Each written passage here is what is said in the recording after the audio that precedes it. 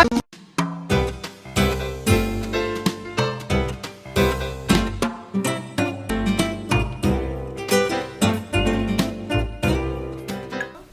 everyone, this is Damaris Ramos, your host for Latina Ramos, and tonight we have Veronica Cortes.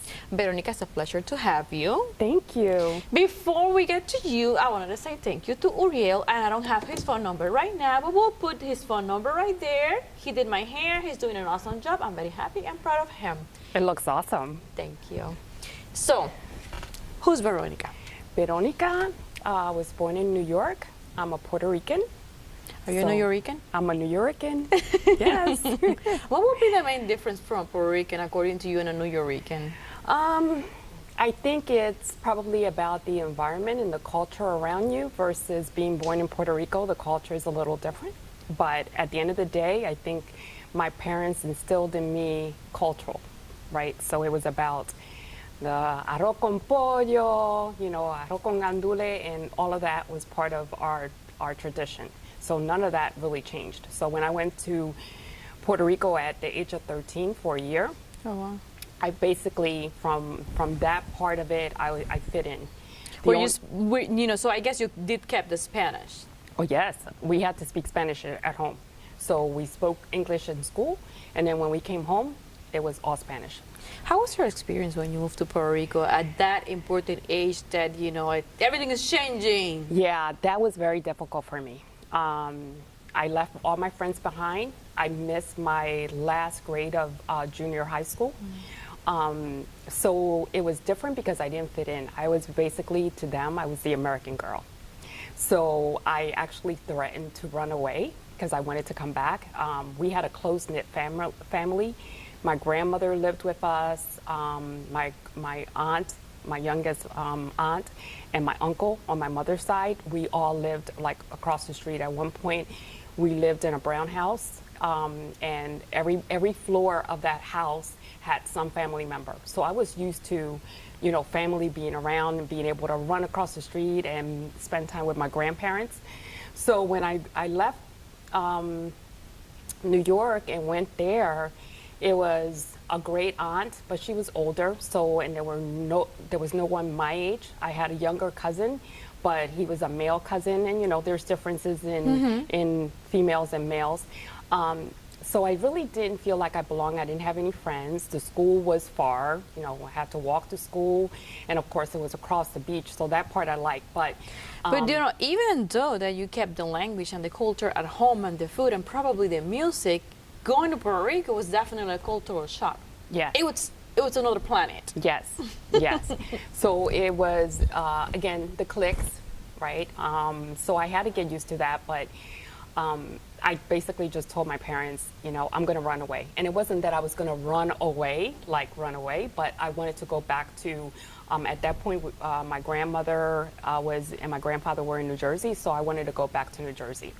So mentally you ran away many times. Yes, exactly.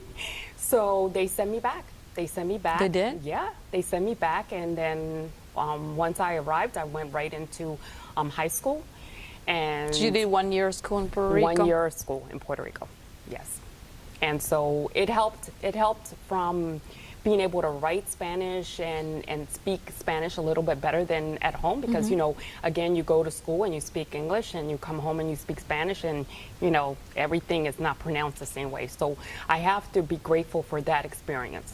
I have noticed from the women that I have interviewed through these months, like, we have the capacity to turn adversity or challenges into strengths. Yes.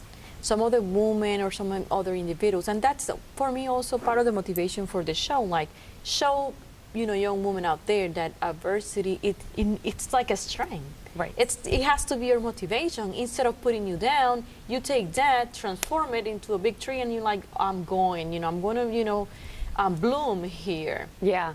And I believe that you turn your obstacles into challenges and also into opportunities. So when you look at those two things, turn them into opportunities and make something out of the situation. So I felt like I did make the most out of that situation, and it made me a better person. It gave me an experience that I probably would have never gotten anywhere else. So when you think about those years, do you feel you had a role model or someone that had a strong influence in your life? I think my grandmother. was my role model, and I In think New York? yes. So Why? because she was a hard worker. I saw her go to the factory every single day and work very hard. She would come home and, there was dinner on the table every single day as well. So, she took care of her family, and she had to go, and it was a humble situation. She had to go out and make a living. So between her and my grandfather and the rest of the family members, she was the one at the center of the family, making sure that everybody had what they needed in order to survive. And she was also the one that would make something positive out of a negative situation. So I think she was the... So another strong woman who was able to... Yes. I guess it's a lesson that is implicit. No one tells you, go ahead and transform this into that. But at some point as human beings, we figure that out, and you have lemons, you make lemonade, and that's it. Move forward, keep it on. So you moved to back to New York, to New high Jersey. school? To New Jersey to high school. Okay. And in high school, I immediately fell in love with math. For some reason, at one point I wanted to be an airline stewardess, and then all of a sudden I get into high school and I had a passion for math. So I knew that eventually I was going to continue my education and earn a degree. And I am actually the first one out of the family that got a 4-year degree in computer science. Wow, which is a challenge because the math. Yes, yes. But I math loved isn't it. a universal language. Yes, yes. I had a passion, and I actually in high school I got skipped in math, not in the grade, but in math. So I was taking geometry, and all of a sudden I was taking algebra 2 and trigonometry. But everybody was, I was the weird person, like the geek, because they're like, "What's wrong with you? What is up with you in this math?" But it gave me the ability to be able to continue. I did marry early in life, but I worked part-time, and I went to school part-time. I went to school at night and raised my son. I have a son, and was a housewife as well. And I overcame, and I was able to get a 2-year degree, an associate's in math, and then I got a 4-year degree in computer science. And computer science is a field that it's mostly for men. Yes.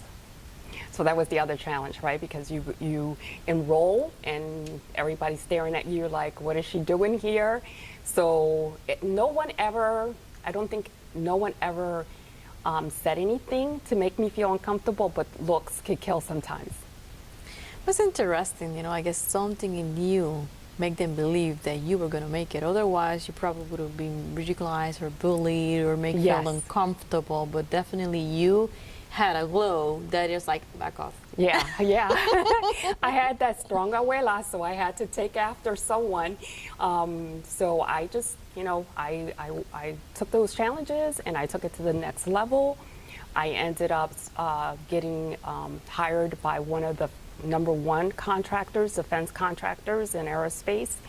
And I spent 26 years with them. I started when I was 5. No, just kidding. Yes, yes, definitely she did. I know she did. Yes. So, and I had... What was your role there?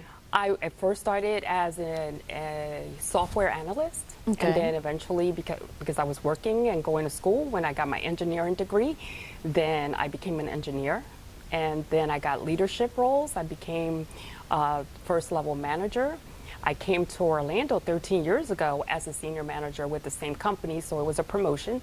So I've been here in the Orlando area for 13 years. What has been your biggest challenge when you look back and, like I said, that area, it's mainly dominated by males. What has been your biggest challenge and your biggest success too? Yeah, I think I'm my own worst enemy sometimes, so Okay. I'm a perfectionist.